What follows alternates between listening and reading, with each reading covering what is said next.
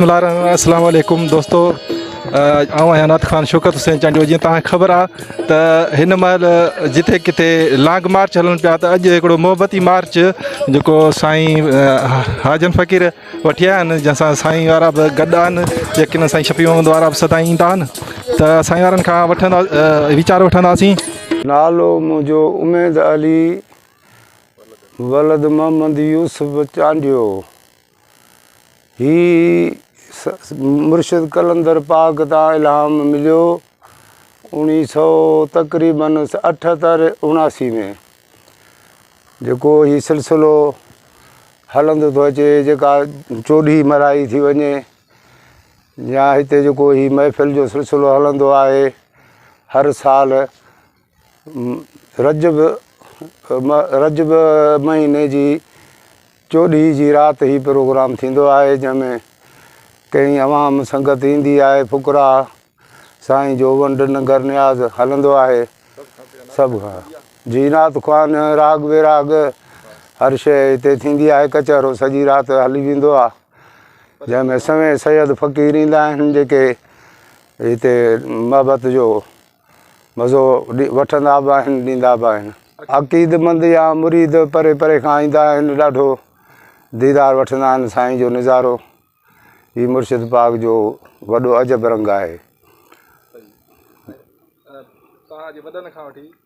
असांजे वॾनि खां वठी असां हा त बाबो असांजो चाचो, उन खां पोइ वरी असांजे भाउ, ही सिलसिलो हलंदो आयो आहे उन वक़्त खां वठी। सभु इन में मोहबत वंडींदा ॾींदा ऐं सॼो सिलसिलो कंदा आया आहियूं। हा, ही हाजन फ़क़ीर साईं खे बि हितां रंग मिलियो, वरी उहो बि प्रोग्राम कंदो आहे, जेको अॼु उहो अचिणो आहे। इंशाअल्लाह साईं पंहिंजे सुंग सां ईंदो हिते अची ऐं ख़ैर ख़ैरात कंदो। चादर ईंदी आहे चोॾहीं ते बाक़ाइदे मेहंदी सां ॻाइण, सुंग सां ईंदी आहे, ॻाइण वॼाइण सां उहा बि ईंदी आहे। ऐं इहो नज़ारो करामत साईं जी आहे, साईं ई माण्हुनि खे मेड़े थो। असांखे त कोई ताक़त कोन्हे, पर हीउ सॼो नज़ारो जेको आहे बरहक़ उन जो ई आहे। कई सूरतूं अचनि थियूं, अजीब अजीब रंग जा नज़ारा थियनि था। सुभान अल्लाह। साईं जॾहिं माण्हुनि खे कुझु मिले थो, तॾहिं त माण्हू बि अचनि था। ऐं यकीन ऐं अक़ीदमंदाई जेका थिए थी, सा इन तरह थिए थी। हर कंहिंजी ॿुधे थो, कंहिंजी झोली ख़ाली कान थी थिए। मालिका साईं जो नालो उतां जेको असांखे मिलियो, सैयद मासूम अली शाह। अस्सलाम वालेकुम दोस्तों, आऊं आहियां अनाथ ख़ान शौकत हुसैन चांडियो। जीअं तव्हांखे ख़बर आहे त हिन महिल जिथे किथे लॉन्ग मार्च हलनि पिया, त अॼु हिकिड़ो मोहबती मार्च जेको साईं हाजन फ़क़ीर वठी आया आहिनि, जंहिंसां साईं वारा बि गॾु आहिनि, यकीन साईं शफ़ी मोहम्मद वारा बि सदाईं ईंदा आहिनि। त साईं वारनि खां वीचार वठंदासीं। त साईं वारनि खां वीचार वठंदासीं। अॼु जेके दुनिया में सियासी लॉन्ग मार्च हलनि पिया, त अॼु वरी जेको आहे हीउ मोहबती मार्च जेको दरवेशनि ऐं बुज़ुर्गनि जी जेका हीअ ॿोली आहे, ऐं साईं वारा ईंदा आहिनि हिते मासूम शाह जी नगरी में। त अॼु साईं वारनि खां वीचार वठंदासीं त साईं वारा हिन बारे में छा था चवनि। साईं अस्सलाम वालेकुम। साईं अस्सलाम वालेकुम बाबा। असां हीअ हाज़ुरी भरींदड़ आहियूं, हाज़ुरी भरण आया आहियूं। अॻु में बि हाजन फ़क़ीर या दुआ घुरी त अलाह कंदो त कोरोना बीमारी जेकी आहे उहो थींदी कान, अलाह कोई वई हली। हाणे इहा दुआ आहे त अलाह साईं कंदो, सर सब्ज़ थींदो। सभु कंहिंजी अलाह साईं दिलि जी उमेद पूरी कंदो, साईं मासूम शाह पूरी कंदो। उनखां अलावा साईं शफ़ी मोहम्मद खां बि वीचार वठंदासीं। पाण सदाईं हिते क़ुर्ब जा क़दम भरे ईंदा आहिनि। यकीननि असांजे हिन ॻोठ ते भी रहमत आहे हिकिड़ी, जो दरवेश ही सभु संगत गॾिजी ईंदा आहिनि। छो जो सियासी लीडरनि सां त सभु को वञे पियो थो पंहिंजी लालच सां, मक़सद सां, पर हिकिड़ी मोहबत जो मेलो आहे, जेको ही सूफ़ी सुंग सभु कुझु खणी करे हिते अचनि था पाण। त साईं खां वीचार वठंदासीं। साईं छा था चवनि। साईं अस्सलाम वालेकुम। अस्सलाम वालेकुम या अली मदद।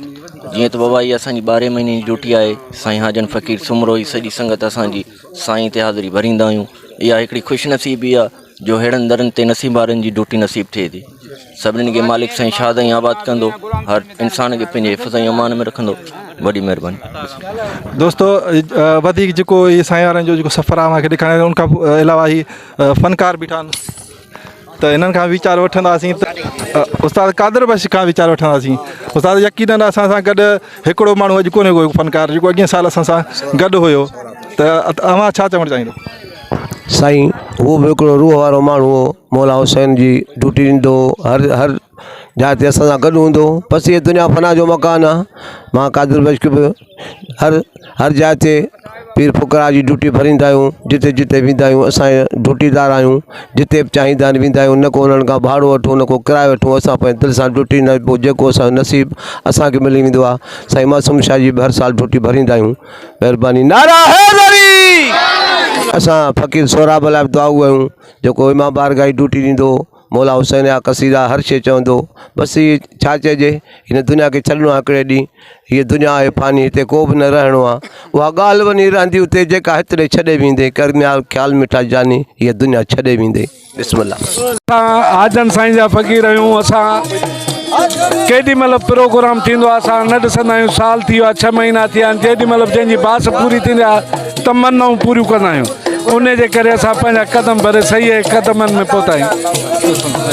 असां सां गॾु फ़क़ीर नूर मोहम्मद असां सां गॾु मौजूदु आहे, जेको हिन महफ़िल में सदाईं गॾु हूंदा आहिनि। त साईं खां पुछंदासीं हाल अहिवाल। त साईं तव्हां वीचार वञो। बाबा साईं हिते हर साल जो साईं हाजन फ़क़ीर सूमरो ईंदो आहे ऐं हर साल हिते हर साल जीअं हिन साल बि साईं शफ़ी अहमद शाह मेहड़ वारो वॾी गादी नशीन आहे, हिते ईंदा आहिनि दुआ जा पेर भरे ऐं हर माण्हू खे दुआऊं ॾेई ऐं दुआउनि सां ख़ाली कंहिंखे बि कोन छॾींदा आहिनि। ऐं इंशा अल्लाह ताला हर इंसान जी जेके बि हिते आयल आहिनि उन्हनि जी उमेदूं अलाह पूरियूं कंदो ऐं दरवेश पूरियूं कंदा। वॾी महिरबानी। सां गॾु मौलवी मोहम्मद यासीन बि अॼु हिते मौजूदु आहिनि। साईं खां पुछंदासीं त साईं कहिड़ा वीचार वञनि था। अल्हम्दुलिल्लाह। ही दरगाह साईं मासूम शाह बादशाह जी हर साल 14 रजबुल मर्जब जो ॿारो थींदो आहे। हिन ते वॾो प्रोग्राम थींदो आहे, वॾो नंगर थींदो आहे। पर हिन ॿारे जी निस्बत सां हाजन फ़क़ीर हर साल ॾाढा न्याज़ नगर खणी ईंदो आहे ऐं उमेदूं आसूं खणी ईंदा आहिनि माण्हू ऐं इहे पूरियूं थींदियूं आहिनि। अलाह जी महिरबानी सां को बि हथे ख़ाली न वेंदो आहे। अलाह जा करम आहिनि। हिन दरगाह वसियल आहे। हिन दरगाह ते इंशा अल्लाह ताला ऐं वसंदी रहंदी ऐं इन ते मेला लॻंदा रहंदा। फ़क़ीरनि जा, दरवेशनि जा, साईं शफ़ी मोहम्मद शाह जा बि असां थोरा हितां असां ते महिरबानी करे अंगड़ा आहिनि ऐं साईं हाजन फ़क़ीर जा बि लख लख थोरा आहिनि, जेको हिते असांजे अंगड़ कई आहिनि। साईं जा लख लाइक़ु। महिरबानी साईं।